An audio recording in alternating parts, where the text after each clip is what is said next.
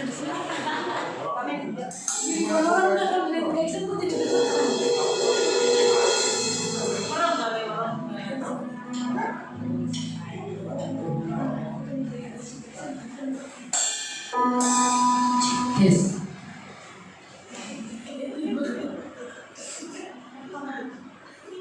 Haleluya.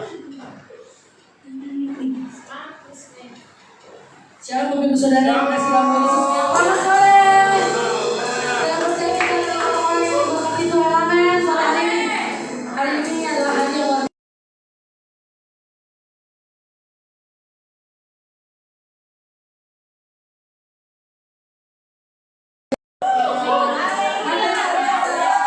biasa.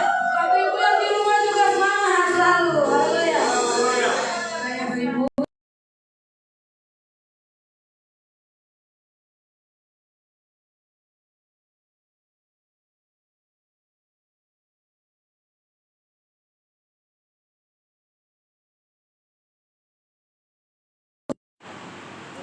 Satu dulu.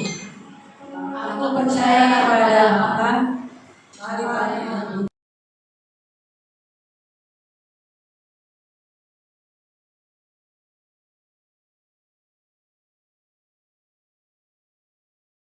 Menderita di bawah pemerintahan Pontius Pilatus, disalibkan, mati dan dikuburkan, turun ke dalam kerajaan maut.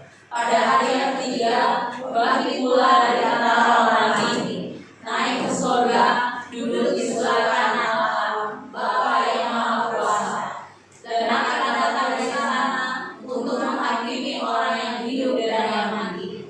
Aku percaya kepada Roh Kudus, gereja yang kudus dan am, persekutuan Roh Kudus, pengampunan dosa, kebangkitan daging, dan hidup yang kekal. sama katakan amin. Amin. Bapak Ibu silakan duduk kembali dalam hadirat Tuhan.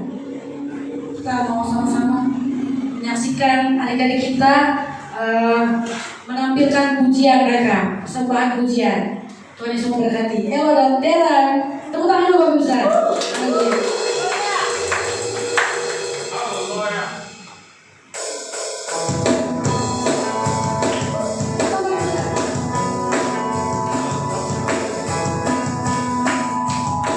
Mungkin saya untuk Bapak Ibu saudara untuk bawa berdiri dan lebih semangat. Haleluya.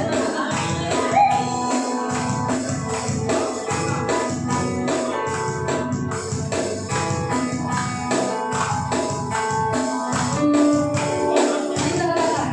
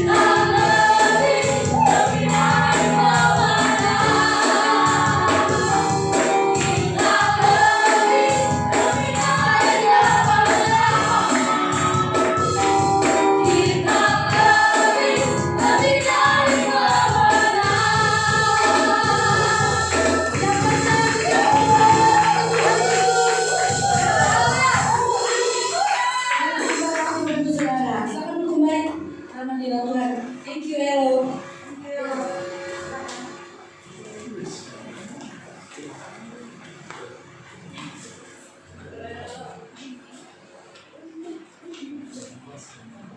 Haleluya, Bapak Ibu Saudara masih bersemangat memuji Tuhan, amin.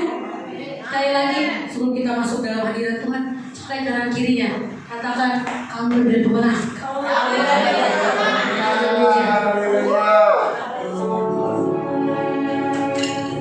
Kami siapkan hati kami Tuhan malam hari ini Tuhan. Sore malam hari ini Tuhan kami datang ke hadirat Tuhan. Kami percaya di tempat ini Tuhan ada hadirat Tuhan. Ada Roh Kudus yang bekerja di tempat ini Tuhan. Terima kasih Tuhan Yesus, terima kasih Tuhan. Ini sembah kami, ini pujian kami bagimu Tuhan Yesus. Allah yang perkasa, Allah yang ajaib.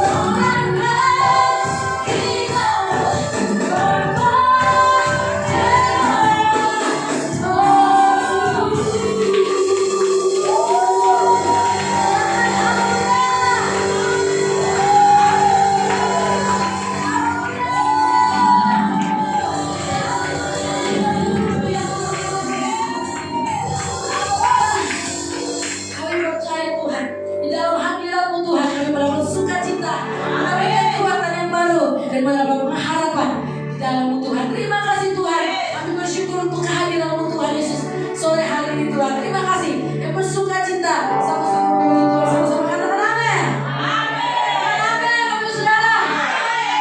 Katakan amin. Anak 1000 orang di tempat ini. Haleluya. Bapak Ibu yang di rumah juga katakan amin. Haleluya. Sebelum kita masuk praise, sebelum masuk pujian, salam kenal di rumah antara Bapak Ibu Saudara. Sukacita melimpah. Walaupun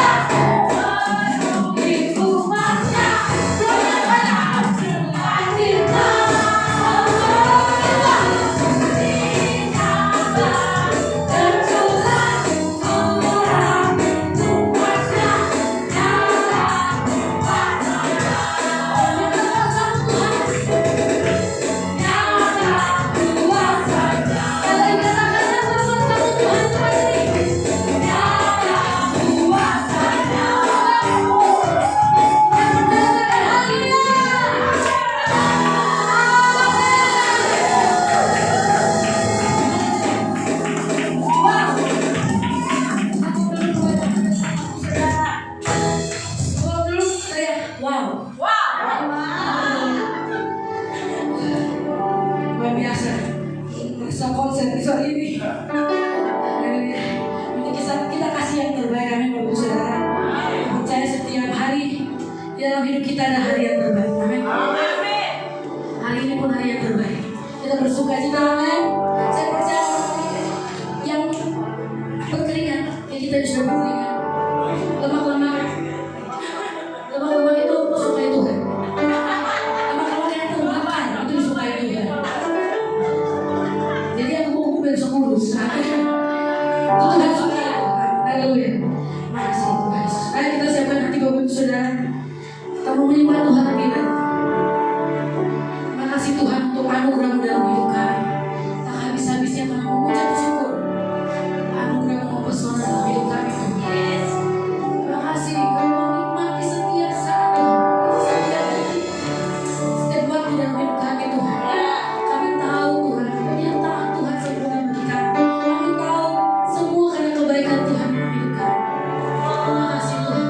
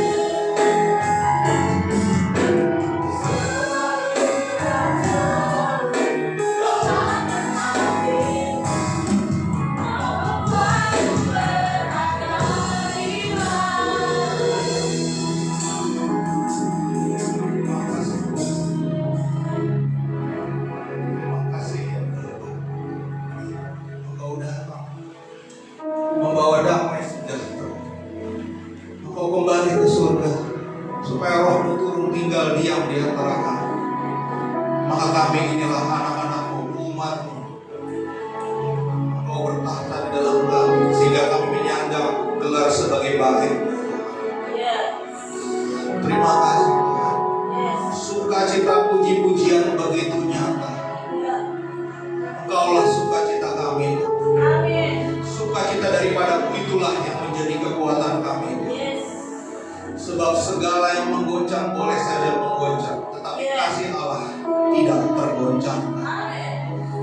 Kami bisa dipisahkan daripada apapun, namun kami tidak bisa dipisahkan daripada kasih Kristus. Ya Tuhan, terima kasih atas segala kesempatan yang Tuhan jadikan. Hari ini hari yang Kau jadikan, tempat ini tempat yang Kau jadikan, fellowship ini fellowship yang Engkau jadikan. Sebab segala sesuatu berasal daripada-Mu dan oleh karena-Mu dan akan menuju kepada kemuliaan. Atas berkat-Mu Tuhan, atas perkenanan-Mu, izinkan kami hidup biar mengambil bagian yang tidak bisa diambil daripada kami, yaitu Engkau firman itu sendiri. Izinkan kami merenungkan sabda-Mu, isi hati, mengalami hidup yang selalu diubahkan, mengalami kasih Tuhan, menjadi saluran kasih Tuhan akan dunia ini Tuhan. Mari urapi kami semua Tuhan, lidah, bibir, telinga, pikiran, roh, jiwa, dan juga tubuh Tuhan, supaya kekudusan daripada Engkau melanda kami semua. Hamba-Mu ini mematahkan segala belenggu dari si jahat, kuasa-kuasa yang tidak berasal daripada Allah, yang menghambat pengertian akan firman Tuhan. Kami ikat, kami patahkan, dan kami hancurkan di dalam nama Yesus Tuhan. Di ruangan ini Tuhan bebas untuk berbicara. Di ruangan ini Tuhan bebas untuk menyatakan isi hatinya. Di ruangan ini kiranya Tuhan bebas untuk menegur dan mengubahkan. Engkau mengasihi kami begitu rupa. Kasih-Mu itu Tuhan, hanya kasih-Mu Tuhan. Terima kasih Tuhan. Urapi hamba-Mu ini yang tidak ada apa-apanya. Sebab oleh cinta-Mu kepada jemaat di tempat ini, Engkau menyediakan firman. Dan kiranya urapi anak-anak-Mu yang berlaku, daripada olah hikmat dan daripada olah pertobatan. Terima kasih Tuhan. Di dalam nama anak-Mu yang kudus, Tuhan Yesus Kristus, Tuhan dan Juru Selamat kami berdoa, kami mengucap syukur, kami siap mendengarkan firman. Kita yang sama-sama siap, sama-sama katakan amin. Shalom Bapak Ibu. Shalom. Ya, terima kasih juga kepada tim Imam Musik. Well, kita akhirnya ada suasana yang berbeda ya. Kami terima kasih, kemudian imam-imam musik dari Bang Raja, Bang Johan, kemudian Kak Erni, kemudian singer dari Kak Desunda dan Kak Lani. Terima kasih. Tidak habis-habis saya kagum tiap-tiap ibadah kita. Selalu gak bisa perkatakan lah ya. Kalau judul di khotbah itu ada ugal-ugalan, di sini saya sekarang ngerti. Bapak Ibu, saudaraku dan saya dikasihi Tuhan dengan ugal-ugalan. Itu yang saya dapat. Kita dikasihi dengan ugal-ugalan. Jadi Bapak Ibu, saudaraku baik yang online maupun yang di tempat ini. Oh ya, saya terima kasih juga kepada Pak Gembala kesempatannya, di mana saya bisa melayani Tuhan dan melayani jemaatnya. Saya ngomong doang ya, melayani Tuhan. Akhirnya baru saya tahu sebetulnya Tuhan yang melayani saya. Mau saya berdiri di sini juga Tuhan kok yang melayani saya, dan Tuhan yang melayani Bapak Ibu saudaraku sekalian, baik yang di sosial media maupun di tempat ini. Oke, pada bulan ini kita membahas tentang pesan Tuhan kepada jemaat-jemaat, yaitu yang ada di kitab Wahyu ya, kepada 7 jemaat, tapi 4 jemaat itu dibahas di bulan ini. Wahyu ya, bahasnya Wahyu. Dulu lagi saya kecil, Wahyu itu ya identik dengan monster, naga, kuda. Dulu teka-teki antara anak sekolah minggu, hewan apa yang warnanya merah? Apa ya? Kuda. Kok kuda? Baca Wahyu makanya. Oh iya. Hewan apa yang warna hijau? Ya sudah, itu kita tahu dari Wahyu. Dari minggu yang awal tadi Pak Gembala sudah buka dengan kepada jemaat di Smyrna, gereja yang teraniaya. Jadi di minggu ini saya akan lanjut kepada jemaat di Pergamus, itu gereja yang membutuhkan pertobatan. Nanti lanjut minggu depan di Tiatira, kemudian saya lupa ya, Laodikia. Ya, jadi untuk membahas tentang pesan Tuhan kepada jemaat di Pergamus, saya kasih judul khotbah ini Pergamus juga. Apa Pergamus? Pertobatan ugal-ugalan. Mestinya ya. Memang apa yang ugal-ugalan? Pertobatan boleh juga dong ugal-ugalan. Kita akan belajar dari bagaimana Tuhan berpesan kepada jemaat Pergamus. Ya, next. Nah ini QR code PDF khotbahnya. Next. Saya undang Bapak Ibu untuk membaca firman ini, ya, karena iman bertumbuh dari pendengaran akan firman, pendengaran akan firman Kristus. Judulnya kepada jemaat di Pergamus dari Wahyu 2 ayat 12 sampai 17. Karena cuma 5 ayat, saya undang Bapak Ibu jemaat, saudaraku sekalian, kita baca semuanya aja. Saya percaya setiap kata di sini itu pasti membekas di dalam kita. Amin. Ayo kita baca 1, 2, 3. Dan tuliskanlah kepada malaikat jemaat di Pergamus. Inilah firman Dia yang memakai pedang yang tajam dan bermata dua. Aku tahu di mana engkau diam, yaitu di sana, di tempat tahta iblis, dan engkau berpegang kepada namaku, dan engkau tidak menyangkal imanmu kepadaku. Juga tidak pada zaman Antipas, saksiku yang setia kepadaku, yang dibunuh di hadapan kamu, di mana iblis diam. Tetapi aku mempunyai beberapa keberatan terhadap engkau. Di antaramu ada beberapa orang yang menganut ajaran Bileam, yang memberi nasihat kepada Balaam untuk menyesatkan orang Israel supaya mereka makan persembahan berhala dan berbuat zina. Demikian juga kepadamu orang-orang yang berpegang kepada ajaran pengikut Nikolaus. Sebab itu bertobatlah, jika tidak demikian aku akan segera datang kepadamu, dan aku akan memerangi mereka dengan pedang yang di mulutku ini. Siapa bertelinga, hendaklah ia mendengarkan apa yang dikatakan Roh kepada jemaat-jemaat. Barang siapa menang, kepadanya akan kuberikan dari mana yang tersembunyi, dan aku akan mengaruniakan kepadanya batu putih yang di atasnya tertulis nama baru yang tidak diketahui oleh siapapun selain oleh yang menerimanya. Demikianlah ini pesan dari Tuhan untuk jemaat di Pergamus. Kita akan ambil apa yang bisa kita pakai sehingga apa yang Tuhan mau bikin baik di Pergamus, di kita juga baik. Next.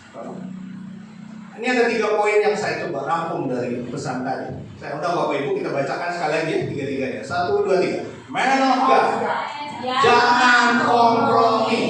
Allah kita cemburuan. Yang 2, jangan tunda pertobatan. Allah kita kudus. Yang ketiga, jangan sesat. Allah tidak membiarkan dirinya dipermainkan. Ini 3 ini yang kita akan belajar pada hari ini. Next. Ketika tadi kita baca surat Pergamus, itu kok banyak kode ya? Kayaknya banyak kode. Wahyu itu begitu, banyak kode. Kodenya untuk kita, tapi untuk penerima surat mereka udah tahu maksudnya. Jadi surat ini ditulis berdasarkan situasi zaman itu untuk jemaatnya yang di situ, dan mereka langsung mengerti apa yang Tuhan maksudkan. Jadi kalau kita mau mengerti, kita harus belajar suasana si Pergamus ini di zaman ketika surat ini ditulis. Maka dari itu enaknya berfellowship, enaknya di dalam komunitas, kita mengerti firman Allah, semakin dekat ke Allah. Itu yang dulu percayalah kepada Tuhan dengan segenap hatimu dan jangan bersandar pada pengertianmu sendiri. Jadi di dalam fellowship kita akan menerima pengajaran dari orang-orang yang memang sudah mengetahuinya lebih dalam, jadi kita tertolong ya untuk memahami apa sih yang Tuhan mau lewat firman pesan ke jemaat Pergamos ini. Next. Nah, ini lokasi jemaat di Pergamos ya. Itu bintang merah Pergamo di wilayah Turki sekarang. Jadi sekarang namanya Bergama. Asal katanya dari Pergamo. Kalau kita tahu tanaman papirus di Mesir jadi kertas, maka kita tahu kertas itu paper, asalnya dari papirus. Tetapi Pergamos ini terkenal akan suatu material atau suatu bahan yang mirip dengan kertas untuk nulis, untuk menyimpan informasi, buku, kulit binatang. Pernah dengar kata perkamen? Nah, itu asalnya dari kota ini. Saking terkenalnya kota ini, gara-gara itu Perkamen. Dan dia adalah ibu kota wilayah jajahan Romawi di Asia Kecil. Jadi ketika Roma menjajah kemana-mana, bagian Asia Kecil ibu kotanya di Pergamus. Nah, latar belakang ini akan menuntut kita untuk memahami apa pesan Tuhan tadi. Next. Di dalam pesan Tuhan kan disebut ya tahta iblis, di mana iblis diam. Ini ada kaitannya dengan suasana di kota Pergamus yang penuh dengan kuil berhala. Satu mungkin yang kita bisa nyambung di hari-hari ini, berhala yang disebut Asclepius, berhala yang judulnya adalah dewa kesembuhan. Lambang dia, tongkatnya dia adalah ular yang melingkar, bukan di atas pagar. Ular yang melingkar di tongkat. Kenal simbol itu hari-hari ini? Pernah lihat obat narkotik? Ruang farmasi? Iya. Jadi karena dari dulu simbol si dewa ini ada hubungannya dengan kesembuhan, jadi selalu terkenal dengan obat atau kesembuhan. Ya kalau sekarang bukan berarti kalau lihat apotik kok berhala, enggak begitu. Saya dulu sekolah di Bandung, lambangnya itu kok dewa Ganesha, bukan berarti di dalam Hindu semua. Ya ini hanya lambang untuk menyatakan filosofinya, filosofi obat kesembuhan. Tapi di masa itu, yang namanya orang itu pengen banget kesembuhan, sehingga apapun dilakukan, termasuk menyembah dewa kesembuhan. Kuilnya paling besar di mana? Di Pergamus ini. Ya, itu salah satu yang terkenal. Next. Dan ada yang terkenal lagi, kuil dewa Zeus. Nah, kalau kita lihat gambar-gambar ini, ya, itu altarnya Zeus tuh yang di paling bawah, tinggi ya, tinggi sekali, dibangun tinggi menghadap ke laut. Pelaut dari pantai, dari laut lepas ngelihat ke Pergamus, ngelihat langsung altar itu kayak tahta, bentuknya kayak tahta, untuk memuja dewa Zeus. Di dalam Yunani, dewa Zeus itu terkenal sebagai kepalanya para dewa, rajanya para dewa. Dewa-dewa di zaman Yunani itu kayak manusia, kelakuannya kayak manusia. Dan Zeus karena yang paling tinggi, nggak ada yang ngalahin dia. Dia bisa seenaknya dari sorganya dia, turun kemana-mana, ngambil istri orang, punya anak dari situ, berikutnya lagi. Jadi tindakan-tindakan yang amoral malah dilakukan oleh dewa, dan dewa ini disembah. Jadi bagaimana kita mau jadi orang yang beradab kalau dewa-dewanya seperti ini? Ini berhala di masa itu di Pergamus, nggak cuma Zeus, banyak sekali. Ini saya sedikit aja supaya khotbah ini nggak banyak bahas tentang berhalanya. Ini cuma latar belakang kenapa suratnya kayak begitu. Next. Selain kuil untuk dewa-dewa, karena Pergamus adalah ibu kota Asia Kecil dijajah Roma, Roma dipimpin oleh Kaisar. Kaisar menuntut penyembahan kepada dirinya sebagai bukti mereka takut kepada Kaisar. Jadi di Pergamus ada juga kuil-kuil untuk menyembah kepada Kaisar. Ini penyembahan benar-benar penyembahan ya, karena Kaisar disebut sebagai Domine et Deus, Tuhan dan Allah. Jadi harus disembah dan dibakar dupa di depan patung Kaisar. Jadi kenapa selalu ribut di wilayah Yudea, tempat orang Yahudi? Karena orang Yahudi tidak mau menyembah Kaisar. Jadi keras orang Romawi kepada orang Yahudi di masa itu. Kalau di Pergamus tidak. Ya. Jadi di dalam Pergamus sendiri, penyembahan kepada Kaisar untuk bukti tunduknya orang-orang itu kepada Kaisar berlaku kira-kira begini. Silahkan menyembah siapa aja, menyembah dewa-dewi, menyembah batu, menyembah pohon, menyembah matahari, menyembah api, apapun, tapi sembahlah juga Kaisar. Saat itu kalau tidak mau menyembah kaisar, itu hukumannya mati. Di Pergamus sekeras itu, di wilayah-wilayah Roma semua sama. Ya. Dan orang Kristen tentu mengalami dilema. Dia cuma mau menyembah kepada Yesus Kristus, tetapi kaisar juga minta hal yang sama. Boleh aja menyembah kepada Yesus Kristus. Saya nggak kenal siapa itu Yesus Kristus. Silahkan aja sembah aja, terserah. Tapi sembah juga kaisar. Jadi martir-martir Kristen di masa-masa awal kekristenan itu sampai dibakar gara-gara menolak membakar berubah di hadapan patung kaisar, termasuk di Pergamus. Next. Nah, di dalam kota-kota di wilayah jajahan Romawi itu dipimpin oleh gubernur-gubernur. Nah, kita kalau di Alkitab tahu gubernur Yudea namanya Pontius Pilatus. Untuk menertibkan wilayahnya, beberapa gubernur dikasih hak pedang namanya ius gladi. Untuk apa hak pedang itu? Kalau ada yang memberontak, kalau ada penjahat, gubernur bisa menjatuhkan hukuman mati. Gubernur tuh. Makanya yang menderita sengsara di bawah pemerintahan Pontius Pilatus. Karena Pilatus yang memerintahkan Yesus Tuhan dihukum mati. Caranya salib, diserahkan kepada orang Yahudi, terserah mau diapain. Tapi dari Pilatus yang menjatuhkan hukuman mati. Ya, itu contoh di Yudea. Di Pergamus juga gubernurnya punya ius gladi, hak pedang. Oke, next. Nah, jadi apa yang tadi saya ceritakan itu adalah latar belakang di Pergamus dan itu ada hubungannya pada surat ini. Contohnya begini. Di ayat 12 tadi kita baca, inilah firman Dia yang memakai pedang yang tajam dan bermata dua. Bagi orang-orang Pergamus, ini peringatan, kamu gak usah segitunya takut kepada yang punya hak pedang. Karena aku pun punya pedang yang keluar dari mulut, pedang yang tajam dan bermata dua. Jadi Tuhan tegaskan, jangan takut kepada mereka yang bisa membunuh tubuh. Takutlah kepada Dia yang bisa membinasakan sampai ke jiwa. Itu Injil, Tuhan Yesus bilang begitu kan. Takutlah kepada Allah. Jangan cuma takut sama gubernur. Nah, di ayat ini gubernur Pergamus maksud saya. Gubernur Pergamus. Bahaya. Gubernur Pergamus pada saat itu yang punya ius gladi. Takut saja. Ternyata namanya ius protes lagi. Oke, jadi di ayat 12 ini sesuatu yang menarik. Tuliskan kepada malaikat jemaat di Pergamus. Dalam bahasa aslinya jemaat disebut angelo. Saya periksa terjemahannya, nggak selalu malaikat yang kerubim serafim itu, tetapi juga utusan, tetapi juga orang suruhan. Saya jadi ngerti, ketika Tuhan mau menyampaikan sesuatu ke jemaatnya, Tuhan menggunakan jalur otoritas. Jadi utusan atau malaikat jemaat di Pergamus ini adalah pemimpin jemaat di sana.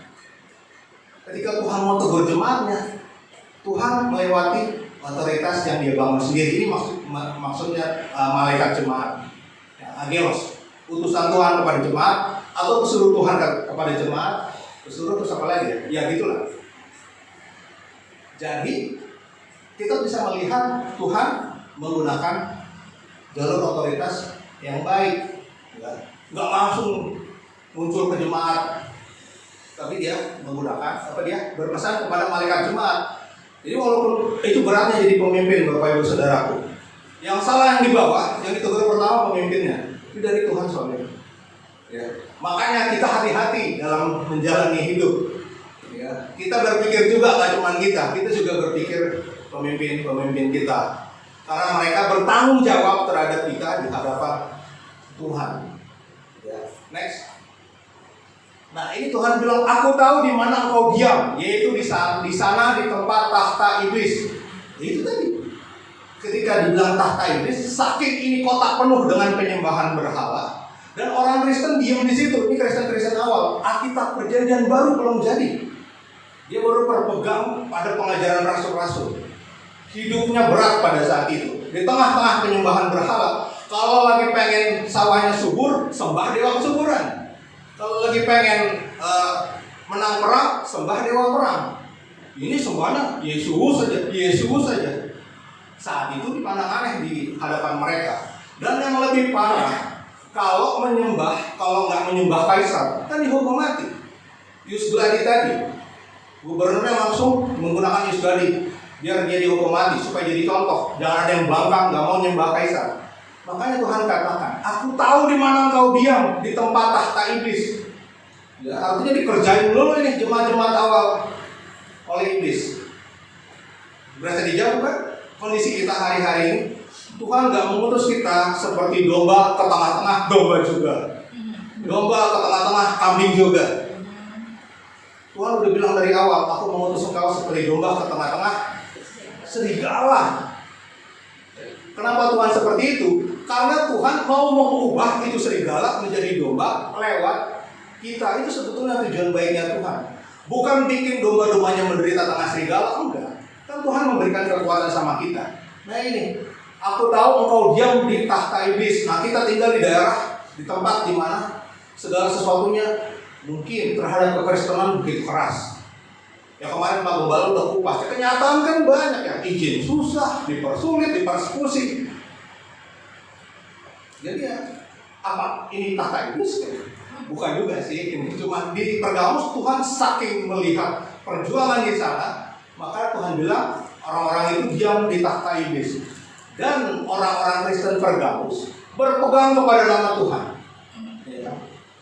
Apa itu lagunya? Nama Yesus, menara yang kuat, nama Yesus kota benteng yang teguh, nama Yesus kalahkan semua musuh, nama Yesus di atas segalanya. Jadi masa itu di zaman kuno, nama itu menunjukkan pribadi.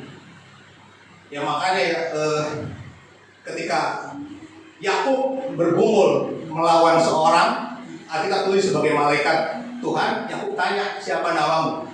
Karena nama itu ada kuasa di situ. Wah, berarti kita kalau nyebut jangan nama Yesus dong. Aslinya Yesus kan bukan namanya Yesua. Bukan Yesus, Yesus kan Yunani. Nah, menghadapi ketakutan seperti ini, ya saya bilang aja sama kita semua.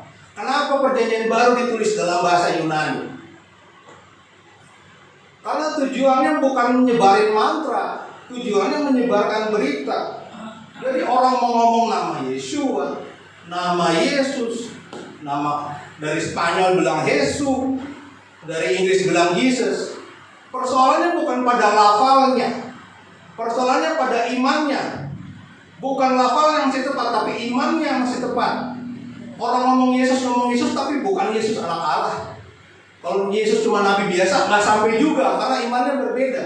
Jadi kita udah keluar dari zaman mantra, kita masuk kepada iman yang benar. Jadi ayo pegang nama Tuhan dan kita nggak pusing sama yang cimit-cimit receh begitu ya.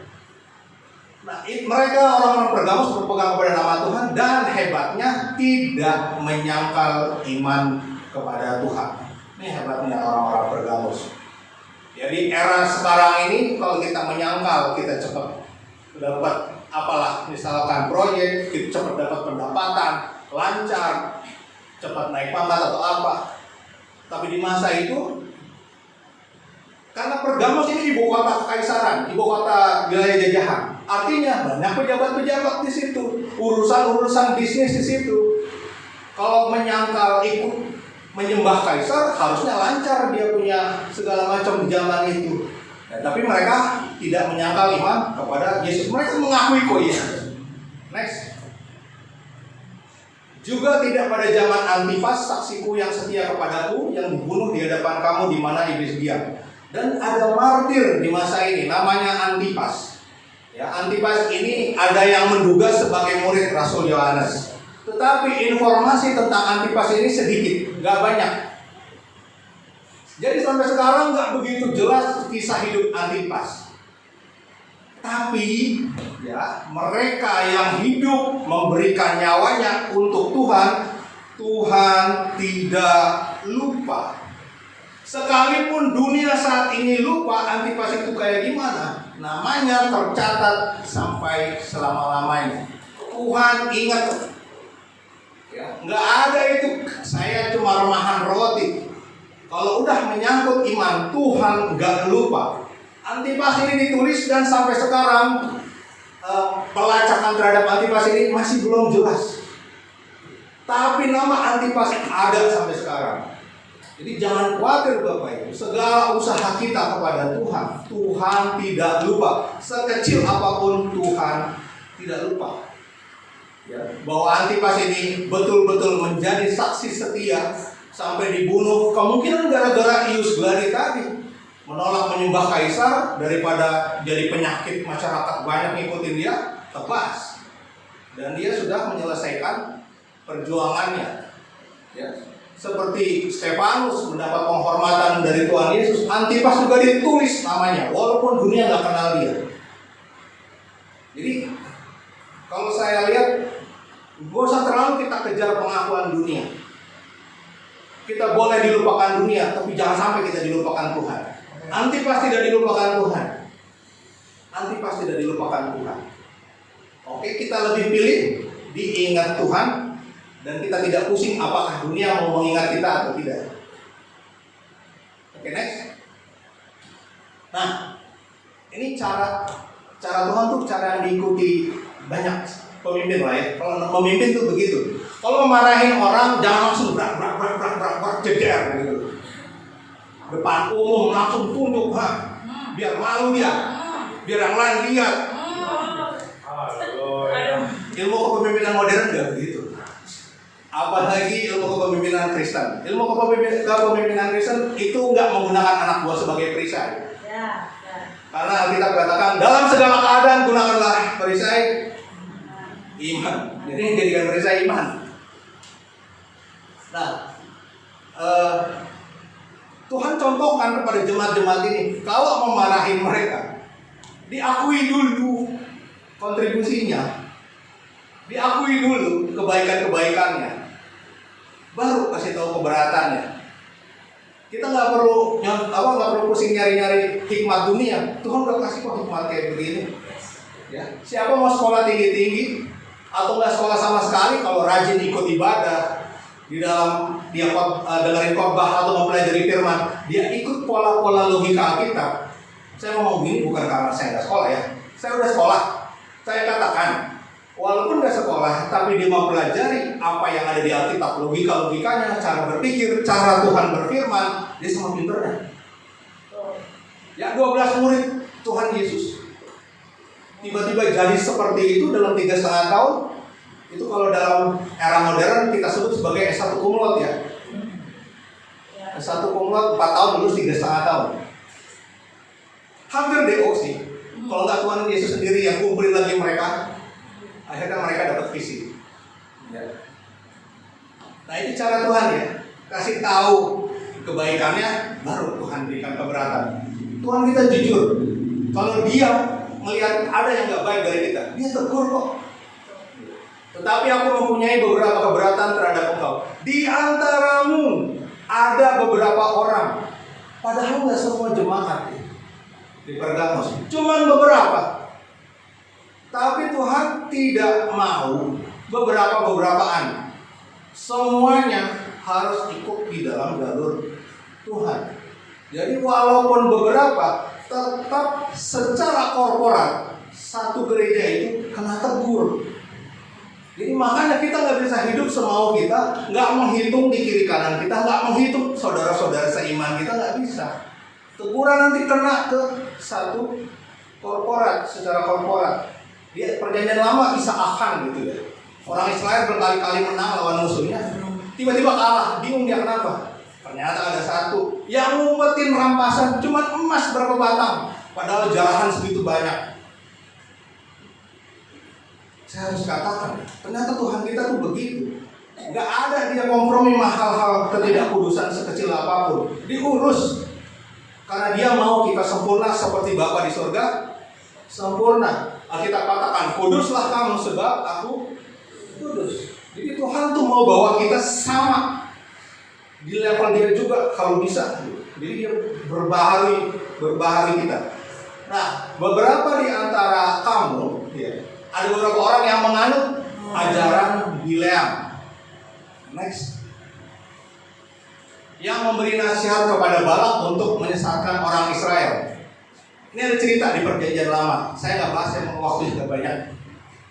Jadi orang Israel baru keluar dari Mesir, mau ke Kanaan, lewat tanah Moab. Nah, Raja Moab saat itu Balak. Waduh, kalau ini berhadapan perang, dia udah dengar di Mesir Tuhan kasih 10 tulah. Itu udah nyebar beritanya kemana-mana. Jadi orang Israel ditakutin bukan karena mereka hebat, tapi karena Tuhan semesta alam ada di belakang mereka. Dan saat itu di kawasan itu terkenal namanya Bileam. Bileam itu adalah nabi. Jadi Tuhan berfirman lewat Bileam kepada orang-orang lain. Luar biasanya Bileam ini bukan orang Israel. Ketika Tuhan memilih bangsa Israel, Tuhan menuntun bangsa Israel, Tuhan juga memilih orang lain di luar Israel sebagai nabi, bukan cuma sebagai umat, sebagai nabi. Bileam bukan orang Israel, di masa Perjanjian Lama dipilih sebagai nabi. Nah, apa masalahnya si Bileam ini? Nah, Balak datang ke Bileam, dia minta, Bileam, tolong dong kutukin Israel. Nanti kamu minta apa? Saya bayar. Pada awalnya Bileam itu dekat sama Tuhan. Dia bilang, kamu mau kasih emas seistana, saya nggak akan lakukan karena ini orang-orang ini sudah jadi pilihan Tuhan, harus diberkati. Kemudian Balak datang lagi, Bileam mulai kompromi. Ya udah deh, saya ikut ke kamu. Nah, ketika Bileam mau ke kerajaan Moab, itu ada cerita di sekolah minggu tuh. Keledainya ngelihat malaikat di pinggir jalan dengan pedang terhunus. Yang ceritanya Bileam bicara dengan keledai. Nah, itu gara-gara itu. Harusnya dia nggak pergi ke Moab, dia pergi. Di tengah jalan malaikat Tuhan menghadang dengan pedang terhunus. Dia sabar keledainya. Keledainya jalan tapi mepet-mepet tembok sampai kakinya kejepit tepi. Dia sabar lagi keledainya. Di ketiga kalinya dicambuk, keledainya bicara, apa salahku? Bertahun-tahun aku melayani kau. Pernahkah aku mengecewakanmu? Nah, jadi Bapak Ibu, jangan sampai kita ditegur keledai. Mending kita ditegur orang-orang sekitaran kita ya, daripada kita ditegur keledai. Keledai maksudnya adalah oleh peristiwa, oleh akibat. Nah, kan dibilangin kayak begitu. Jadi jangan sampai. Nah, lewat dari masalah teguran dengan keledai ini, akhirnya Balak hampir mengutuk Israel. Jadi Bileam hampir mengutuk Israel. Dari puncak bukit dia melihat Israel. Nah, dia tarik nafas, dia mau ngomong, dia mau kutukin Israel. Kan dia nabi Tuhan, keluar dari mulutnya akan jadi ceritanya. Pas dia mau mengutuki, yang keluar dari mulutnya malah berkat. Makin dia mau kutuki, makin berkat keluar dari mulutnya. Di sini kita dapat pelajaran. Allah kita yang dalam tanda kutip terlanjur memilih kita, Bapak Ibu Saudaraku dan kita semua, Tuhan pilih kita. Dia selalu sanggup mengubah kutuk menjadi berkat. Sekalipun Bileam yang mau keluar, Tuhan ubah. Jadi nggak cuma ratapan jadi tarian, kutuk jadi berkat. Jadi kalau udah Tuhan berkehendak, mau sekelas Bileam pun nggak bisa. Jadi Israel malah makin terberkati. Keselah si Raja Moab ini, si Balak. Nah, seiring dengan berjalannya waktu, yang tadinya Bileam adalah nabi Tuhan, udah mulai mengkompromikan imannya, udah mulai ngejual imannya. Akhirnya Bileam ngasih nasihat kepada Balak. Susah, saya mau ngutuk juga kayak keluar-keluar kutuk. Bagaimana kalau dari antara orang-orang Moab kamu cari perempuan-perempuan yang cantik, yang masih muda-muda, kemudian suruh mereka ke perkemahan orang Israel. Terjadilah itu, dan beberapa orang Israel ikut sama mereka, dan akhirnya menyembah dewa-dewa Moab. Di situ Tuhan marah sekali, karena Israel jatuh ke dalam penyembahan berhala akibat berzina benar-benar berzina dengan perempuan-perempuan dari Moab. Itu gara-gara nasihat Bileam. Ini maksudnya tuh. Surat ini ngomong tuh untuk ngingetin kayak gitu. Kamu dipancing berzina, itu nanti ujungnya menyembah berhala. Udah ada pelajaran zaman Bill yang dulu, kenapa diulang lagi di hari-hari ini? Ya surat itu untuk menegur orang Pergamus. Udah ada kejadian yang dulu, kenapa diulang lagi? Kayak keledai jatuh di lubang yang sama. Nah ini ya, untuk menyesatkan orang Israel supaya mereka makan persembahan berhala dan berbuat zina. Itu maksudnya. Nah, tentang makan daging persembahan berhala, sebetulnya Alkitab bilang, yang namanya berhala kan kosong, hampa. Betul nggak? Kan Mazmur katakan, Allah bangsa-bangsa adalah hampa, tetapi Tuhanlah yang menjadikan langit. Jadi semestinya ada persembahan untuk berhala, kalau kita makan nggak ada apa-apa, orang kosong berhalanya. Tapi Paulus katakan, persoalannya bukan pada itu. Persoalannya kalau kamu makan daging persembahan berhala, saudaramu yang lain ngelihat, nyangka kamu udah belum, kamu udah penyembah berhala, kamu udah pindah keyakinan. Itu keberatannya. Jadi ini bukan masalah makan persembahan berhala, ikut ke liturginya, keseret kita masuk dalam penyembahan keseret. Itu yang keberatan Tuhan. Karena kita jadi mengkompromikan iman, dan bukan cuma menyembah satu-satunya Allah, kita menyembahnya lebih dari satu. Itu yang Tuhan gak suka. Dan pintu masuk lainnya adalah berbuat zina. Di kuil-kuil tadi ada beberapa kuil dewa kesuburan atau kuil Aphrodite gitu. Di situ kalau pendatangnya laki-laki disediakan perempuan, silahkan. Jadi Alkitab katakan pelacur bakti. Atau kalau perempuan datang disediakan laki-laki, silahkan. Atau yang datang LGBT disediakan. Alkitab katakan di Perjanjian Lama semburit bakti.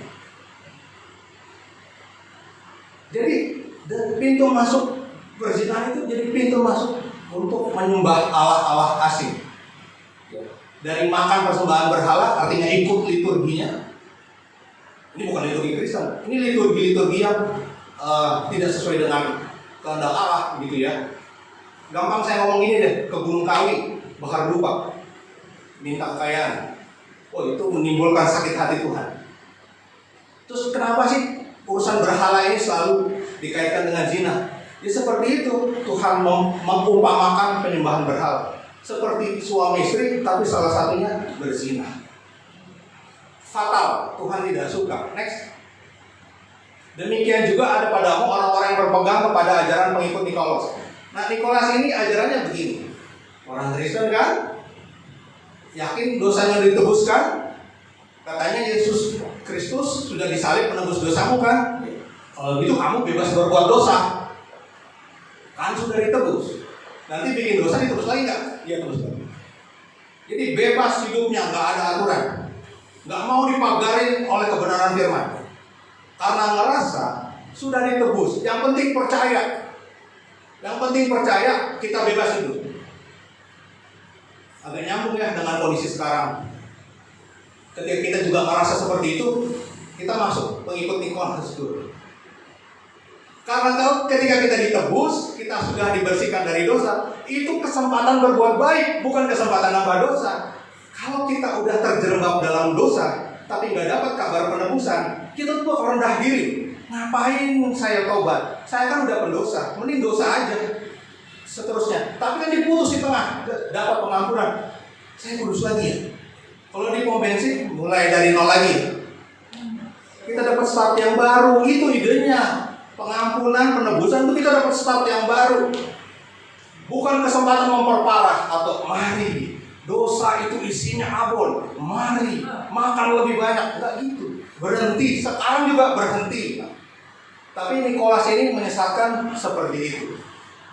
Dan kemungkinan orang-orang yang terikut pada pengikut Nikolas ini jarang untuk menggali firman di lingkungan Pergamus pada saat itu. Kalau dia menggali firman terus, kuat bentengnya. Nah itu Bapak Ibu, saudaraku, mari kita terus di dalam komunitas. Komunitas yang baik, komunitas yang sehat itu mungkin bisa jadi komunitas yang salah satu mulutnya pedas. Karena kita tidak bisa makan kalau tidak ada sambal. Kita nggak bisa makan kalau nggak ada sambal. Hidup kita nggak akan kenyang kalau nggak ada teguran. Ya, besi menajamkan besi, manusia menajamkan sesamanya. Jadi mesti ditajamkan manusia. Biarinlah ditegur, gak apa-apa. Mending ditegur sesama daripada ditegur Tuhan. Dan lebih parah ditegur oleh keadaan. Jangan sampai begitu. Itu yang maksudnya pengikut Nikolaus, ya, yang menganggap penebusan itu sebagai kesempatan bikin dosa lebih banyak. Kalau orang seperti ini jatuh bangun mulu, dan ya maaf, ujungnya menyangkal iman. Ketika Petrus jatuh ke dalam keterpurukan gara-gara menyangkal Yesus 3 kali, terus melihat wah Yesusnya disalib. Tadinya dia disuruh jadi penjala manusia. Ketika dia hancur kehidupannya karena dia pikir nanti Yesus bakal jadi raja, saya kan mau jadi menteri apalah nanti. Ternyata tidak, ini malah mati kayak penjahat disalib. Dia balik ke profesi lama, menjala ikan. Padahal Tuhan panggil dia untuk menjala manusia. Dia punya panggilan khusus menjala manusia. Dan ketika dia menjala ikan di danau, Tuhan Yesus datang di situ. Mereka nggak kenal dia dan murid-muridnya. Mereka nggak kenal. Tuhan Yesus bilang, tebarkan jalamu. Begitu ditebar, penuh ikan-ikan di jala. Terus Yohanes bilang, itu Tuhan. Baru mereka kenal. Jadi Tuhan kayak nyindir. Apa sih yang kamu kejar? Kelimpahan. Tuh, kelimpahan tuh. Gampang amat. Tapi kan kamu nggak dipanggil di situ. Kamu kan nggak dipanggil untuk ikan ini. Kalau cuma mau ikan tuh. Kamu kan dipanggil untuk manusia-manusia. Nah itu yang lagi ditegur. Makanya Petrus diem aja. Petrus ngerti apa yang terjadi. Kalau cuma masalah ikan ada. Kalau masalah duit, Tuhan Yesus bilang, ini ke Petrus juga. Nanti tangkap ikan, dan nanti mancing tangkap ikan, lihat di mulutnya ada koin 2, ada koin 2. Bayarlah itu ke bea, untuk bea masuk bait Allah. Jadi kalau untuk duit, nah itu juga ada, gampang. Mau kelimpahan, itu kelimpahan. Apakah langsung Petrus nggak langsung bilang begini? Nah gini dong Tuhan, dari dulu kayak begini, saya jadi saudagar ikan, kita bisa kerja sama. Saya limpah. Ya, engkau senanglah. Tapi enggak. Petrus langsung ngerti apa maksudnya. Kenapa kamu lari dari panggilanmu? Kamu sangka kamu mau nyari apa? Akhirnya dia semalaman nyari ikan nggak dapat, baru pagi itu dikasih kelimpahan banyak. Jadi dia akhirnya balik ke profesinya dan menjadi kering. Ya itu kalau lari dari panggilan mesti kering. Dan untung Tuhan datang ke Petrus. Beda dengan Yudas. Begitu Yudas menyesal, dia tahu dia salah. Menyesal kok Yudas. Begitu dia jalan mau menggantung diri, ada nggak yang mencegah? Oh Tuhan udah biarin, terserah lu. Jadi kita jangan sampai di level itu, terserah. Ya kalau kakak-kakak yang lagi masih pacaran kan, kalau udah ngomong terserah, wah perang dunia nih. Jangan sampai Tuhan yang ngomong terserah. Terserah. Ya itu, Yudas itu adalah korban terserahnya gitu. Ketika dia mau balik, dia mau sadar, Tuhan gak kirimkan Maria Magdalena, Yudas, percayalah, kasih Tuhan, tidak ada yang memisahkan kau dari Kristus. Gak ada. Gak ada murid yang lain datang, atau gak ada gempa bumi yang Tuhan adakan supaya pohon tempat dia gantung diri itu roboh. Enggak, dibiarin bener sama Tuhan, selesai lah. Petrus enggak. Kalau dipikir-pikir Petrus jahat juga. Menyangkal Yesus 3 kali, dan sangkalan yang kedua atau ketiga bukan menyangkal, mengutuk. Kalau bahasa sekarang apa itu? Si itu. Yesus dikutuk, dimaki. Tapi Tuhan gak biarin. Ketika dia jatuh sama seperti Yudas, Tuhan datang. Nah saya percaya di bagian hidup kita pernah terjadi kayak begitu. Tuhan datang lewat cara-cara yang lain. Kita dicegah dari keterpurukan lebih jauh. Atau itu kalau Petrus terus jadi penjala kembali jadi nelayan, ya hidup aja. Dia kan nelayan seumur hidup, nanti dia penyelidikan. Atau kita malah dibiarin di dalam sesuatu yang bukan panggilan kita. Akibatnya makin kering, makin jauh. Ya mungkin Petrus akan dapat ikan, Petrus besoknya makan. Tapi apakah Petrus menikmati hidupnya? Padahal Tuhan udah kasih tahu. Ketika Tuhan panggil kita, dia kasih tahu kita dirancang untuk apa. Ayo, kampak dengan cutter mana yang lebih tajam? Cutter, silahkan tebang pohon pakai cutter. Bisa nggak? Nggak ada yang mau. Bisa lah. Tapi tunggu 10 tahun ngegaret-garet dikit-dikit. Ya karena menebang pohon bukan panggilan si cutter. Menebang pohon ada panggilan si kampak. Posisi kemana nih? Next. Maaf. Sebab itu, nah ini penting nih. Sebab itu bertobatlah. Nah makanya Tuhan kasih tahu, kamu tuh baik loh sebetulnya. Kamu masih ada harapan. Tapi aku keberatan. Ini struktur Tuhan ngomong tuh begitu.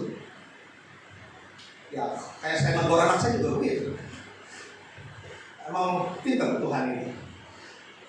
Enggak langsung jeder, terus dia marah, enggak. Kasih tahu dulu kebaikannya, dia masih punya harapan, keberatan-keberatannya, baru Tuhan maunya apa? Ini yang Tuhan mau. Sebab itu bertobatlah. Jika tidak demikian, aku akan segera datang kepadamu dan aku akan memerangi mereka dengan pedang yang di mulutku ini. Jadi dia yang nggak mau dengar tadi, masih aja ikut ajaran Bileam, masih aja ikut ajaran Nikolaus. Tuhan perangi sendiri dengan pedang. Kenapa pedangnya bermata dua? Yang satu memerangi musuh, yang satu untuk memurnikan gerejanya sendiri. Itu loh Tuhan kita. Pedangnya nggak untuk keluar doang, ke dalam. Sebab firman Allah seperti pedang bermata dua, lebih tajam dari pedang bermata dua manapun, sanggup memisahkan antara pikiran dengan pertimbangan. Sum-sum betul-betul Tuhan tegas. Nggak bisa kita coba-coba. Ayo bersyukur, bersyukur. Apa sih tadi? Syukur kepada Tuhan tegas.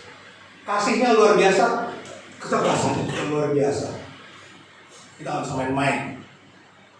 Karena nanti Tuhan perangi baik ke dalam dan keluar. Itu maksud pedang yang bermata dua. Next. Siapa bertelinga hendaklah ia mendengarkan. Artinya bertelinga belum tentu mendengar. Waduh. Ayo mendengar. Jadi walaupun punya telinga belum tentu dia mau mendengarkan. Contohnya siapa? Ya contohnya saya sih. Saya kalau lagi fokus itu dipanggil suka nggak jawab. Nah itu kejelekan sih. Nah banyak ditegur di situ. Tapi susah juga berubah-ubah. Nah itu punya kuping, tapi saya nggak dengar. Tahu suara pasti tahu lah. Otak saya kan memproses. Tetapi mari kita mendengarkan. Mendengarkan itu aktif, mau tahu Tuhan maunya apa, itu upaya. Di firman yang lalu, oleh karena itu janganlah kamu bodoh. Kalau kita nggak ngapa-ngapain kita jadi bodoh. Nah untuk mengerti Allah kita harus berusaha. Hendaklah yang mendengarkan apa yang dikatakan Roh kepada jemaat-jemaat. Jadi artinya surat kepada jemaat-jemaat ini perlu kita dengar. Itu urusan Pergamus, bukan urusan saya. Bukan. Apa sih tujuan kita sekolah Bapak Ibu? Untuk belajar pengalaman orang lain supaya kita nggak merasakan apa yang diceritain di dalam sekolah itu. Udah dikasih tahu. Nah, apa tujuan kita baca firman? Untuk mengerti, jangan sampai kita ngerasain dulu baru kita tahu. Jadi ketika sudah ada surat-surat ini, nggak untuk orang Pergamus doang, tapi untuk kita. Next. Barang siapa menang, padanya akan kuberikan dari mana yang tersembunyi. Saya coba singkat bahas ini ya. Di tabut perjanjian Tuhan itu ada mana. Itu disebut mana tersembunyi. Bayangin, tabut perjanjian Tuhan, hadirat Allah dikasih kita kalau kita menang. Gak usah nunggu kita menang. Sekarang aja hadirat Tuhan dikasih dalam kita. Betapa luar biasanya nanti mana yang dikasih ke kita di kemudian hari kalau kita menang. Itu tuh baiknya Tuhan. Next. Dan aku akan mengaruniakan kepadanya batu putih yang ditulisnya di atasnya tertulis nama baru yang tidak diketahui oleh siapapun selain yang menerimanya. Nama baru, saya diberi identitas baru. Ditulisnya di atas batu putih. Kenapa ditulis di atas putih di atas batu? Apakah supaya kehapus? Kalau nama ditulis di batu supaya dia abadi. Ya kayak prasasti itu dibaca sampai sekarang. Identitas kita yang baru di dalam Tuhan, kalau kita strict, kita teguh di dalam Tuhan, Tuhan berikan sampai kekekalan. Ya, ini yang Tuhan janjikan. Next. yang terakhir Bapak Ibu, kita bacakan 3 poin yang disajikan saat ini. 1, 2, 3. Man of God. 1. Jangan kompromi. Kenapa? Allah tidak cemburu. 2. Jangan tunda pertobatan. Kenapa? Allah kita kudus. 3. Jangan sesat. Kenapa? Allah tidak membiarkan dirinya dipermainkan. Oke, next. Jadi ini saya pilihkan sebuah lagu. Jadi ini menyatakan bahwa kita gak akan bisa dipisahkan dari kasih Kristus. Jadi bilang better than I ever considered, lebih dari yang saya bisa pertimbangkan. Pengampunanmu menyembuhkan sampai saya ada. Jadi kita ada semata-mata karena kasih Tuhan. Next. Di sini di hadapan Tuhan saya diterima. Saya bebas. Saya bebas karena di hadapan Tuhan. Next. Nah, untuk datang ke Tuhan saya nggak nunggu sempurna. Saya dapat semua yang saya perlukan di hadirat Tuhan. Next. Ketika saya meragukan Tuhan, Tuhan duduk di sebelah saya. Tuhan dengerin keluhan saya. Tuhan sabar sama saya. Makanya nggak ada yang bisa memisahkan kasih Kristus kepada kita. Tiap kali kita yang mau hempas, Tuhan jauh lebih sabar. Karena Tuhan memilih saya, Bapak, Ibu, dan saudaraku. Luar biasa. Tuhan memilih kita. Next. Nah, setelah apa yang saya lihat, segalanya jadi jelas. Next. Bahwa tanpa kasih Kristus, saya nggak tahu saat ini saya bakal jadi apa. Kalau kita mau jujur, loh, Bapak kan sekolahnya udah tinggi, pantas dong nyampe di situ. Bapak Ibu sekolah yang tinggi, otak bisa korslet. Ya, saya iri dengan Pak Gembala, sekolah tingginya di teologi, saya di teknologi. Berapa kawan saya yang di ATS? Korslet. Tapi kasih Tuhan bawa saya ke sini. Yes. Tanpa kasih Yesus, saya nggak tahu akan ada di mana. Next. Overwhelming grace, anugerah yang berlimpah-limpah, covers all my days, menutup semua hari-hari saya, seharian penuh dalam karunia Tuhan. Next. Itulah ya, kasih sempurna Yesus itu segalanya untuk saya. Next. Ketika saya baca ini, saya udah tahu ya, I'm loved, saya dicintai, saya udah tahu. Pertanyaan saya, Indonesia tahu kalau dia tuh dicintai? I'm chosen, saya tahu saya dipilih. Tapi pertanyaan saya, Indonesia tahu nggak kalau dia dipilih? Di dalam Yesaya Tuhan bilang, akulah yang dinantikan di pulau-pulau jauh. Nah, pulau-pulau jauh yang menantikan Tuhan itu pulau yang mana? Filipina udah terima Kristus. Pulau-pulau jauh tuh ini. Indonesia tahu nggak sih dia dipilih? Your arms are wide open. Tangan Yesus Tuhan terentang memeluk. Ya, Allah yang saya kenal memang begitu. Dia pasti mau memeluk. Jadi dia mau memeluk. Indonesia tahu nggak sih kalau dia ditunggu? Next. Dan Indonesia tahu nggak bahwa dia tidak akan bisa menghempas kasih Allah kepada dia. Saya tidak bisa menghempas kasih Allah kepada saya. Saya orang baru Pak, Bu, di BTP dari 2023. Ini 2026, 3 tahun tiba-tiba di mimbar. Saya ngerti, di hari ini Tuhan sudah rencanakan saya ada di sini. Saya deliver sabdanya, firman-Nya. Tapi di 2012 hidup saya kacau balau. 2021, dari 2012 sampai 2021 hidup saya kacau balau. Itu tidak menghentikan rencana Tuhan menempatkan saya di sini. Terus kalau hidup saya benar, ya saya lebih baik lagi ngomongnya, saya lebih benar lagi korbannya. Tapi nggak bisa menghentikan apa yang Tuhan rencanakan saya di sini. Makanya kalimat ini bicara keras sekali sama saya gitu. I could never mess it up. Saya nggak bisa menghempas kasih Kristus dari saya. Oke, next lagi. Nanti saya akan nyanyikan ini bait yang pertama, kemudian next. Nah, nanti saya nyanyikan bahasa Indonesianya. Next. Saya balik lagi ke bait ini pakai bahasa Indonesia semua. Nah, berikutnya saya undang Bapak Ibu semua, kita nyanyi lagi rapnya. Next. Bahasa Inggris aja lebih enak ya. Dan seterusnya. Lagi. Next. Nah, ini saya rindu mendoakan Indonesia supaya Indonesia tahu dia dicintai, Indonesia tahu dia dipilih, dan Indonesia tahu Tuhan mau peluk dia. Dan Indonesia harus tahu dia tidak mungkin menghempaskan kasih Kristus. Oke, dibalikin lagi slide-nya ke yang pertama.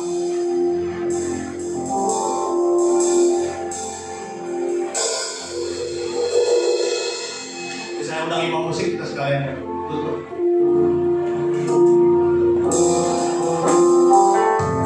Tiada terjangkau pikiranku pengampunan dari menerima apa adanya tanpa syarat.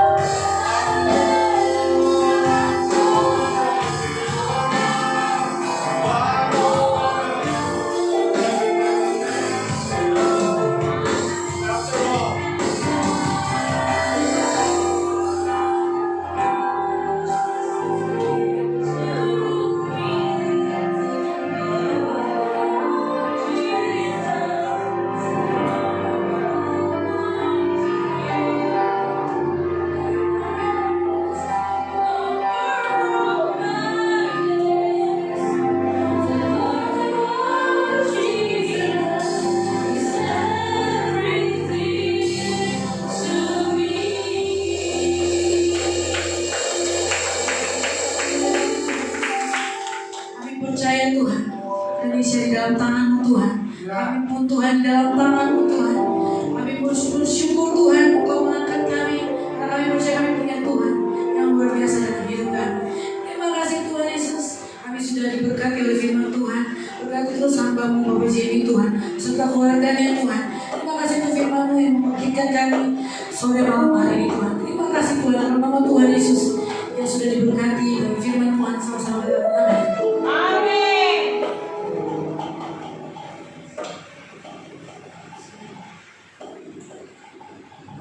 Tuhan diberkati oleh firman Tuhan. Amin. Amin. Amin. Tuhan, terima kasih buat hamba yang luar biasa yang telah menyampaikan kebenaran firman Tuhan. Di bawah saatnya kita akan memberkati terus gereja ini dengan persembahan. Mari siapkan persembahanmu dan kita bersatu hati dalam doa. Kami memuji kebesaran-Mu dalam hidup kami setiap waktu, setiap detik, atas setiap kami Tuhan. Terima kasih untuk firman Tuhan yang telah dibentangkan atas tempat ini. Ajar kami menjadi pelaku-pelaku firman Tuhan dalam kehidupan kami, agar hidup kami terus berpadanan seirama dan sesuai dengan kehendak-Mu ya Tuhan. Kami rindu memberkati pekerjaan Tuhan di tempat ini. Kami tahu kami menabur di tanah yang subur. Maka benih yang kami tabur Tuhan kembalikan dalam usaha pekerjaan kami, sekolah kami, bahkan apapun yang kami kerjakan, Tuhan pasti buat berhasil bahkan beruntung. Mari setiap kita siap memberi persembahan dengan rasa syukur sama-sama mengatakan Amin. Puji nama Tuhan. Sambil persembahan dijalankan, saya akan membacakan beberapa waktu sepekan. Saya mewakili gembala pengerja serta jemaat mengucapkan banyak-banyak terima kasih kepada hambanya Bapak Jenny Mulyadi atas kebenaran firman Tuhan yang disampaikan. Tuhan Yesus berkati berlimpah-limpah. Gereja juga melayani penyerahan anak, baptisan air, konseling bimbingan pranikah, pemberkatan rumah kantor dan lain-lain. Pelayanan orang sakit, pelayanan pelepasan, pelayanan kedukaan. Bapak Ibu dapat menghubungi Bu Esther.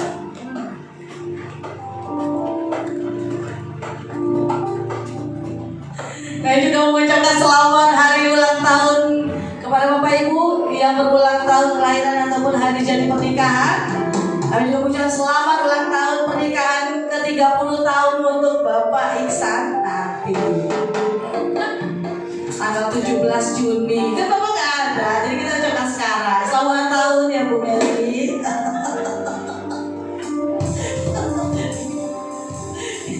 Tuhan.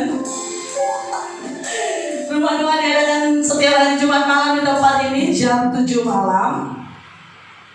Sedangkan pengajaran IPM akan diadakan secara online setiap hari Selasa jam 8 malam. Nama Tuhan, bagi Bapak Ibu yang rindu menabur dalam bentuk perpuluhan diakonia pelayanan misi dapat mentransfer ke rekening gereja atas nama GKI Bethlehem Tanjung Priok. Gereja juga punya koperasi bagi Bapak Ibu yang rindu berbelanja kebutuhan sehari-hari dapat berbelanja di koperasi kita dan dapat menghubungi Bu Esther. Ibadah Raya minggu depan tanggal 21 Juni 2020 disertai ibadah sekolah Ibu Mary Padi.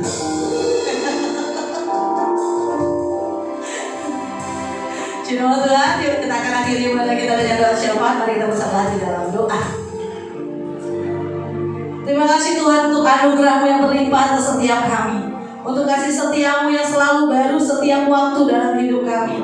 Kami tahu Tuhan pada sore hari malam hari ini kami mengambil bagian terbaik dari diri kami Tuhan, untuk duduk diam di tahta kudus-Mu, untuk duduk diam dalam hadirat-Mu, bersama-sama dalam unity Tuhan, membawa setiap nyanyian pujian syukur kami. Biar setiap pujian sukacita kami Tuhan menjadi dupa yang harum yang menyenangkan hati Tuhan, dan terus bawa hidup kami berpadanan dengan Engkau Tuhan, seirama dengan Engkau, sejalan dengan hati-Mu ya Tuhan, agar hidup kami, lewat hidup kami nama Tuhan dipermuliakan, dan lewat hidup kami banyak orang-orang boleh mengenal Tuhan. Terima kasih Tuhan Yesus yang baik. Berkati hamba-Mu yang luar biasa yang telah menyampaikan kebenaran firman Tuhan pada sore malam hari ini. Berkati Bapak Jenny Mulyadi Tuhan, dalam keluarganya diberkati Tuhan, pekerjaannya, anak istrinya diberkati Tuhan, keluarga besarnya diberkati Tuhan. Kami tahu Tuhan, Pak Jimmy akan terus dipakai Tuhan lebih dahsyat lagi bagi pekerjaan-pekerjaan Tuhan dalam pemberitaan Injil-Mu Tuhan. Ada hikmat yang baru, ada pewahyuan yang baru, ada pengurapan yang selalu baru. Wibawa ilahi mengalir atas hamba-Mu secara luar biasa. Tuhan akan terus mengangkat hamba-Mu lebih tinggi lagi bagi pekerjaan-pekerjaan Tuhan dalam hidupnya. Terima kasih Tuhan Yesus yang baik, terima kasih. Kami juga berdoa Tuhan, Buat Bapak Gembala sidang kami di tempat ini, Bapak Pendeta Dr. Iksan Ferdinand Palopo MTH. Tuhan terima kasih buat kesehatan yang selalu baru, buat organ-organ tubuhnya yang sehat. Terima kasih buat pemulihan yang sempurna atas hamba-Mu. Terima kasih untuk pemeliharaan Tuhan sampai detik ini Tuhan. Kami percaya Tuhan ada visi-visi yang baru yang Tuhan terus taruh atas hamba-Mu di tempat ini untuk mengembalakan kami pada jiwa-jiwa di tempat ini Tuhan. Kami percaya hamba-Mu dipakai Tuhan dalam pelayanan di mana saja, baik di desa-desa, di kota-kota, di pelosok-pelosok sekalipun Tuhan. Kami percaya hamba-Mu semakin hari semakin diberkati. Kami percaya tanda-tanda heran dan ajaib yang menyertai hamba-Mu dimanapun hamba-Mu boleh melayani. Berkati istrinya, berkati ketiga anaknya, berkati menantunya, berkati cucunya Tuhan. Kami percaya keluarga ini pasti diberkati Tuhan. Keluarga ini menjadi contoh dan teladan. Keluarga ini kami percaya dalam perlindungan Tuhan. Kami percaya Tuhan setiap rancangan orang jahat, mana bahaya kecelakaan apapun Tuhan yang ada pada hidupnya, patahkan kuasanya di dalam nama Yesus Kristus Tuhan. Kami perkatakan gagal semuanya. Kami percaya yang tumbuh hanya perkataan Kristus, yang bertumbuh hanya benih-benih firman Tuhan dalam hidupnya. Bahwa Tuhan akan pakai terus dia terbang tinggi Tuhan untuk melayani pekerjaan-pekerjaan Tuhan sampai pada masanya destiny tergenapi atas hidupnya Tuhan. Terima kasih Yesusku yang baik. Terima kasih. Kami juga berdoa buat seluruh pekerja JKBTP dan keluarganya Tuhan. Diberkatilah suami, diberkatilah para istri, diberkatilah anak-anak, diberkatilah setiap orang yang bekerja, usaha, apapun yang mereka kerjakan Tuhan memberkati berlipat-lipat kali ganda. Kau memberkati setiap jemaat Tuhan yang hadir dalam ibadah hari ini Tuhan. Kami percaya Tuhan setiap kami yang hadir Tuhan memperhitungkan jerih lelah kami yang datang dan kembali dengan tidak sia-sia. Sebab kami tahu kami terima berkas-berkas yang baru daripada Tuhan, yang mengubahkan, yang menginsafkan. Ada iman yang semakin ditumbuhkan, ada iman semakin diteguhkan, ada pemulihan karakter, ada pemutarbalikan keadaan. Kami percaya Tuhan sesuatu yang baik sedang Tuhan kerjakan atas hidup kami. Kami percaya Tuhan ada pintu-pintu yang dibukakan, ada rancangan Tuhan yang tergenapi atas setiap jemaat-jemaat Tuhan yang hadir maupun yang belum sempat hadir hari ini. Kami juga mengucapkan selamat memberkati orang-orang yang berulang tahun pada bulan Juni ini Tuhan. Kami percaya setiap jemaat Tuhan yang berulang tahun ada usia yang baru, ada berkat yang baru, ada hikmat yang baru, ada pengurapan yang baru, ada kasih yang selalu baru di dalam hidup setiap jemaat Tuhan yang berulang tahun pada bulan Juni. Terima kasih Tuhan Yesus. Dan juga berdoa Tuhan setiap jemaat Tuhan yang dalam pergumulan. Kami percaya Tuhan adalah sumber jawaban. Tuhan akan menjawab setiap doa-doa mereka tepat pada waktunya, sesuai dengan rancangan dan kehendak Tuhan atas hidup mereka. Dan di sejahtera Allah yang melampaui segala akal, yang melihara hati dan pikiran setiap kami. Kami tahu menopang kami menjadi landasan iman kami, semakin terus berpegang teguh pada Engkau Yesus Kristus Tuhan. Kami juga berdoa Tuhan buat visi tahun ini, program BTP di tahun 2026. Jadikan kami para orang-orang yang terus bergantung dan berharap kepada Tuhan, dan terus berguru hanya kepada Tuhan. Biar lewat hidup setiap kami Tuhan, nama Tuhan dipermuliakan. Maka jadilah visi tahun 2026 ini Tuhan, man of God, atas gereja-Mu, atas para pelayan-pelayan-Mu, atas setiap orang-orang di dalam JKBTP ini Tuhan, di dalam nama Yesus Kristus Tuhan. Kami juga berdoa Tuhan, mengucap syukur untuk para hamba-hamba Tuhan yang luar biasa yang melayani hari ini. Terima kasih buat Asel, terima kasih buat worship leader, terima kasih buat para pemain musik, kolektor multimedia, terima kasih buat soundman, kameramen. Kami bersyukur Tuhan untuk setiap orang-orang yang boleh melayani di sekolah minggu ataupun dimanapun kami melayani Tuhan. Kami bersyukur untuk orang-orang yang hebat yang Tuhan taruh bagi gereja di tempat ini. Terus pakai hamba-Mu yang luar biasa Tuhan. Jerih lelah mereka Engkau bayar lunas Tuhan. Dalam kehidupan mereka terus Engkau Tuhan yang memberkati dan memelihara mereka. Rancangan mereka Tuhan, ayo percaya ada dalam tangan-Nya Tuhan. Maka terlaksanalah rancangan-Mu atas setiap hidup mereka, bahwa mereka akan menjadi kepala dan bukan ekor, dengan akan tetap naik dan tidak turun. Ayo percaya Tuhan, pengurapan Tuhan, hikmat Tuhan, talenta-talenta yang baru Tuhan limpahkan atas setiap para hamba-hamba-Mu yang melayani pada sore malam hari ini. Terima kasih Tuhan Yesus yang baik. Kami juga bersyukur Tuhan untuk Ketua Sinode kami CKI dan Ketua Korwil serta penasehat yang ada Tuhan di JKI ini Tuhan. Kau berkati para hamba-Mu, pemimpin-pemimpin JKI ini Tuhan. Terus berikan hikmat-Mu dalam memimpin setiap jemaat-jemaat yang ada, gereja-gereja yang ada Tuhan, untuk membawa setiap gereja yang ada secara khusus JKI ini Tuhan ke dalam rencana dan kehendak-Nya Tuhan. Biar lewat CK ini Tuhan, banyak jiwa-jiwa yang boleh dimenangkan. Kami berdoa buat bangsa ini, kami mau katakan diberkatilah bangsa ini. Karena bangsa ini sudah dipilih Tuhan, bangsa ini sudah ditentukan. Bangsa Indonesia ada di hatinya Tuhan. Hatinya Tuhan ada pada bangsa ini, maka pemulihan atas bangsa ini terjadi. Pemutarbalikan keadaan, damai sejahtera, keamanan, ketentraman yang percaya jadi atas bangsa ini Tuhan. Kami perkatakan bangsa Indonesia dipulihkan Tuhan, semuanya dipulihkan Tuhan. Kami percaya Tuhan Yesus ada pada bangsa ini. Terima kasih Yesusku yang baik, terima kasih. Kami mengucap syukur Tuhan buat pemerintahan yang ada, presiden dan wakil presiden, MPR, DPR dan DPRD, para RT, RW, lurah yang ada Tuhan, dari yang tertinggi sampai yang terendah.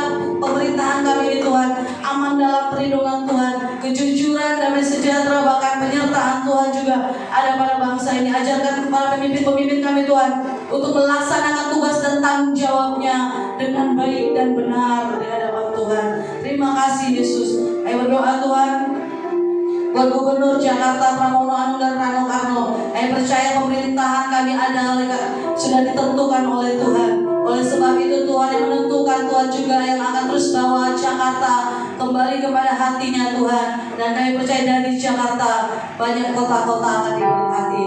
Terima kasih Tuhan. Hikmat Tuhan ada pada Pramono Anung dan Rano Karno. Dan juga berdoa Tuhan buat setiap kami yang di tempat ini Tuhan. Apapun yang menjadi doa-doa kami pada sore malam hari ini, kami percaya setiap cawan yang kami isi dengan doa kami, Engkau dari sorga mendengarnya, Engkau dari sorga menjawabnya tepat pada waktunya sesuai dengan rancangan dan kehendak-Nya Tuhan. Kami akhiri doa kami ini dengan doa yang Kau ajarkan bagi setiap kami. Mari Bapak Ibu saya untuk bangkit berdiri. Bapa kami yang ada di sorga, dikuduskanlah nama-Mu, datanglah kerajaan-Mu, jadilah kehendak-Mu di bumi seperti di sorga. Berikanlah kami pada hari ini makanan kami yang secukupnya, dan ampunilah kami akan kesalahan kami, seperti kami juga mengampuni orang yang bersalah kepada kami. Dan janganlah membawa kami ke dalam pencobaan, tetapi lepaskanlah kami daripada yang jahat. Karena Engkau yang punya kerajaan dan kuasa dan kemuliaan sampai selamanya.